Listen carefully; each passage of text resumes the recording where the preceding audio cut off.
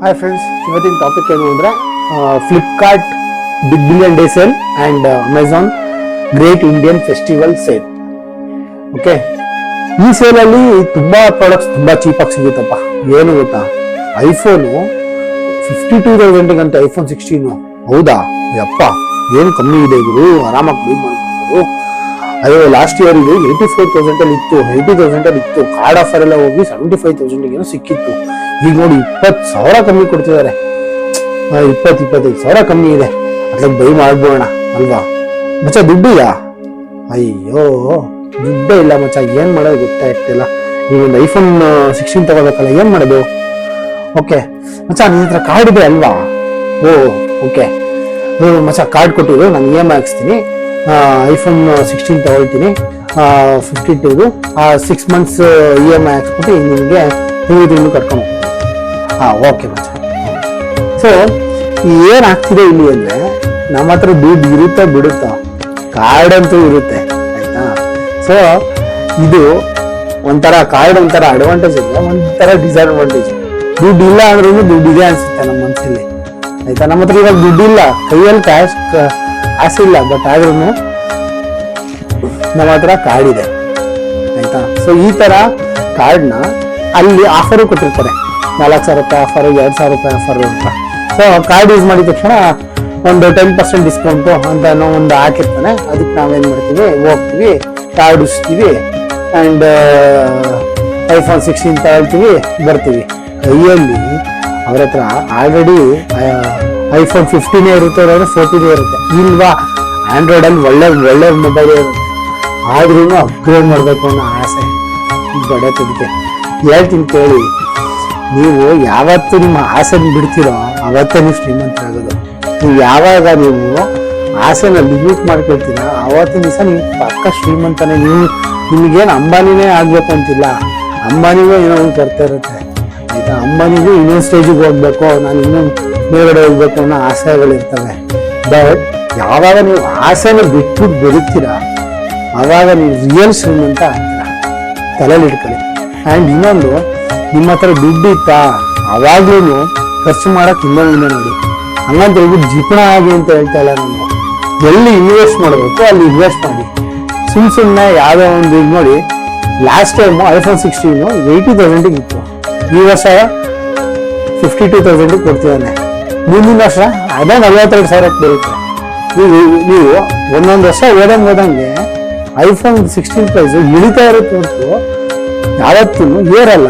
So ನಿಮ್ ದುಡ್ಡು ಅಷ್ಟೇನೆ, ನೀವು ಅದಕ್ಕೆ ಇನ್ವೆಸ್ಟ್ ಮಾಡ್ತು ಅಂದ್ರೆ ಅದು ಒಂದೊಂದು ವರ್ಷಕ್ಕೂ ಇಳಿಯುತ್ತೆ ಹೊರತು ಏರಲ್ಲ. ಸೊ ಯಾವಾಗ್ಲೂ ಲಕ್ಷ್ಮಿನ ನೀವು ಬೆಳೆಸ್ಬೇಕು ಹೊರತು ಕರಗಿಸ್ಬಾರ್ದು. ಸೊ ಅದಕ್ಕೆ ನೀವೇನ್ ಮಾಡ್ಬೇಕು ಅಂದ್ರೆ, ನಿಮ್ಮ ಆಸೆ ಐಫೋನ್ 16 ಆಗಿರ್ಬೋದು, 17 ಆಗಿರ್ಬೋದು, ಏನೇ ಆಗಿರ್ಬೋದು, ನಿಮಗೆ ಎಷ್ಟು ಅವಶ್ಯಕತೆ ಇದೆ ಅನ್ನೋದು ನೋಡಿ. ನಿಮ್ಮ ಹತ್ರ ಯಥೇಚ್ಛವಾಗಿ ಹೊಡಿತಾ ರಾಯಲ್ ಆಗಿದ್ರ ತಗೊಳ್ಳಿ, ಬೇಡ ಅನ್ನಲ್ಲ. ಅದು ಹೆಂಗಿರ್ಬೇಕು ಅಂದ್ರೆ, ಸಮುದ್ರದಲ್ಲಿ ಒಂದ್ ಲೋಟ ನೀರು ತೆಗಿಬಿಟ್ಟು ಸೈಡಿಗೆ ಹಾಕ್ದಂಗೆ ಇದ್ದ ದುಡ್ಡು, ಅವಾಗ ನೀವು ತಗೊಳ್ಳೋದ್ರಲ್ಲಿ ಅರ್ಥ ಇದೆ. ಸುಮ್ನೆ ಹೋಗ್ಬಿಟ್ಟು ನನ್ನ ಹತ್ರ ಕಾರ್ಡ್ ಇದೆ, ನನ್ನ ಹತ್ರ ನಾನು ದುಡಿತಿದ್ದೀನಿ, ನನಗೆ ಏನೋ ಇದರಿಂದ ಎಫೆಕ್ಟ್ ಆಗಲ್ಲ ಅಂತ ಅನ್ಕೋಬಿಡಿ. ಹಾಗೆ ಆಗುತ್ತೆ. ಪ್ರತಿ ಸತಿನೂ EMI ನೀವೇ ಕಟ್ಟೋದು, ನೀವೇ ದುಡಿಯೋದು. ಸೊ ಏನಪ್ಪ, ಈ ಮೊಬೈಲ್ ಈಗ ಅಟ್ ಪ್ರೆಸೆಂಟ್ ಈ ವಿಡಿಯೋ ನೋಡ್ತಿರೋರು, ಅವ್ರ ಮೊಬೈಲ್ ಏನ್ ವಿಡಿಯೋ ನೋಡ್ತಿದ್ದೀರಾ ಅದೇ ತರ ವಿಡಿಯೋ ಅದ್ರಲ್ಲೂ ಬರುತ್ತೆ. ಅದ್ರಲ್ಲೂ ಫೋನ್ ಮಾಡ್ಬೋದು, ಅದ್ರಲ್ಲೂ ಯೂಟ್ಯೂಬ್ ನೋಡ್ಬೋದು, ಎಲ್ಲ ಮಾಡ್ಬೋದು. ಇದ್ರಲ್ಲಿ ಮಾಡೋ ಅಂಥದ್ದು ಅದ್ರಲ್ಲಿ ಏನ್ ಮಾಡಕ್ಕಾಗಲ್ಲ, ಅದ್ರಲ್ಲಿ ಮಾಡೋ ಅಂಥದ್ದು ಏನ್ ಮಾಡಕ್ಕಾಗಲ್ಲ, ಎಲ್ಲ ಮಾಡ್ಬೋದು. ಅಂಡ್ ನೀವು ಅಂತ ದೊಡ್ಡ ಬ್ಲಾಗರ, ಒಳ್ಳೆ ನೀವು ಪಕ್ಕ 100% ನಾನು ನೆಕ್ಸ್ಟ್ ಇಂದ ಬ್ಲಾಗ್ ಮಾಡ್ತೀನಿ, ನಮ್ಗೆ ಒಳ್ಳೆ ಕ್ಯಾಮ್ರಾ ಇರೋ ಮೊಬೈಲ್ ಬೇಕು ಅಂದ್ರೆ, ಆ ತರ ಕೆಲವರು ಇಂಟೆನ್ಷನಲ್ಲಿ ಬೈ ಮಾಡೋರಿಗೆ ನಾನು ಈ ವಿಡಿಯೋ ಮಾಡ್ತಾ ಇಲ್ಲ. ಸೊ ಅವ್ರಿಗೆ ಬೇಕಾಗುತ್ತೆ, ಐಫೋನ್ ಅಲ್ಲಿ ಕ್ಯಾಮ್ರಾ ಕ್ವಾಲಿಟಿ ತುಂಬಾ ಚೆನ್ನಾಗಿ ಬರುತ್ತೆ, ಸೊ ಅವರು ಬೈ ಮಾಡ್ಲಿ, ನಾನ್ ಬೇಡ ಅನ್ನಲ್ಲ.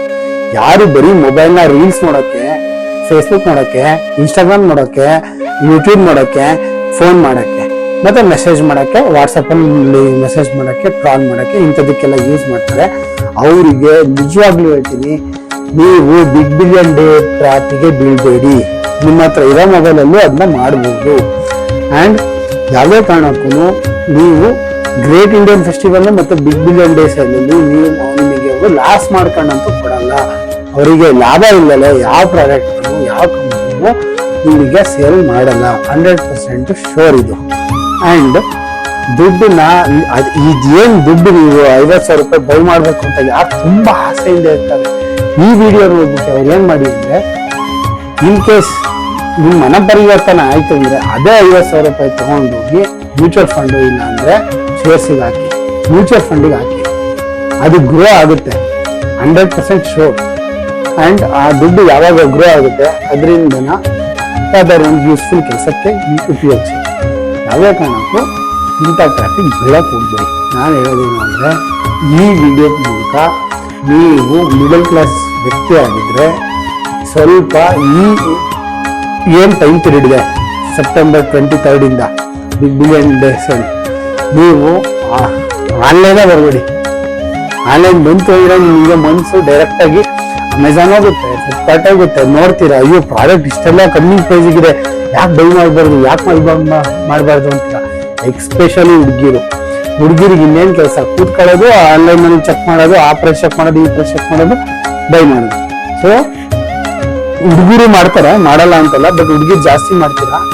ನೀವು ಕಾನ್ಶಿಯಸ್ ಆಗಿ ಯಾವುದೇ ಪ್ರಾಡಕ್ಟ್ ಬೈ ಮಾಡೋಕ್ಕಿಂತ ಮುಂಚೆ ಕಾನ್ಶಿಯಸ್ ಆಗಿ ಆ ಪ್ರಾಡಕ್ಟ್ ನಿಮಗೆ ಮನೆಗೆ ಅವಶ್ಯಕತೆ ಇದೆ ಅಥವಾ ನಿಮಗೆ ಅವಶ್ಯಕತೆ ಇದೆ ಅಂತ ಸುಮ್ಮನೆ ಬೈ ಮಾಡ್ಬಿಟ್ಟು ಸುಮ್ಮನೆ ಇಡಕ್ ಹೋಗ್ಬಿಡಿ. ಸುಮ್ಮನೆ ದುಂದು ವೆಚ್ಚ, ಆಯ್ತಾ, waste of money. Thank you guys. And ಈ ವಿಡಿಯೋ ಇಷ್ಟ ಆಗಿದ್ರೆ ಲೈಕ್ ಮಾಡಿ, ಶೇರ್ ಮಾಡಿ, ಕಮೆಂಟ್ ಮಾಡಿ, ಅದನ್ನ ಮಾತ್ರ ಮರಿಬೇಡಿ. ಓಕೆನಾ? Thank you.